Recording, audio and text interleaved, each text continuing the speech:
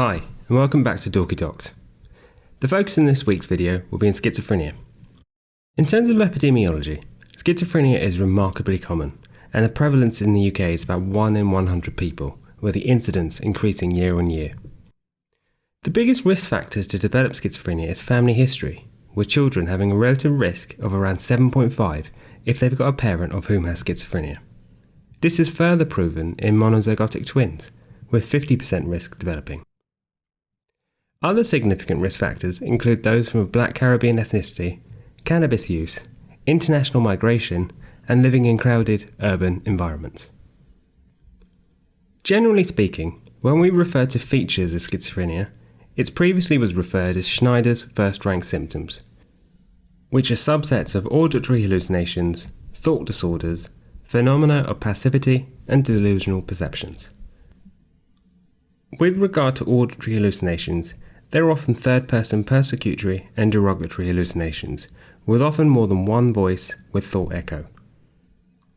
Patients often suffer with thought disorders, with insertion, where there's concerns of thoughts being placed in patients' minds, withdrawal, where there are concerns about thoughts being removed from an individual's mind, or thought broadcasting, where the individuals feel others know their thoughts. Delusions are often non-contextual, where an object per se has an attributable meaning.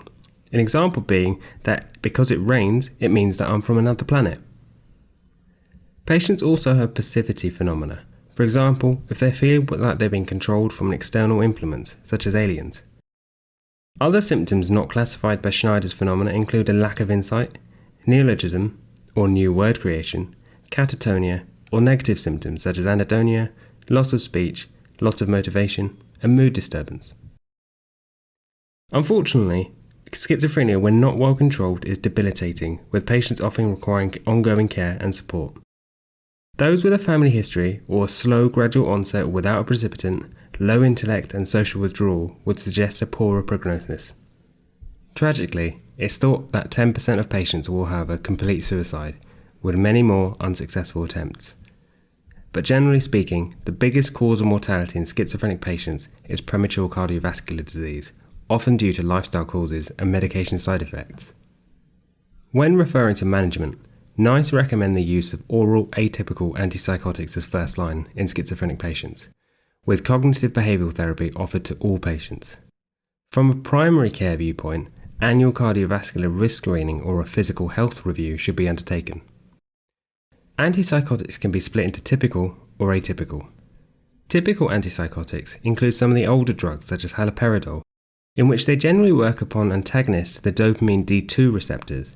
However, they do cause considerable hyperprolactinemia and extrapyramidal side effects, the latter of which include Parkinsonism, dystonia, akathisia or restlessness, and tardive dyskinesias, which are abnormal, involuntary, choleric movements such as chewing or twisting. Atypical antipsychotics work on multiple receptors, however, tend to have fewer extrapyramidal side effects but do have more effects on cardiovascular and metabolic risks of the patient, with an increased risk of stroke and VTE in these patients. Other side effects include weight gain, impaired glucose tolerance, antimuscarinic side effects, sedation, as well as a raised prolactin.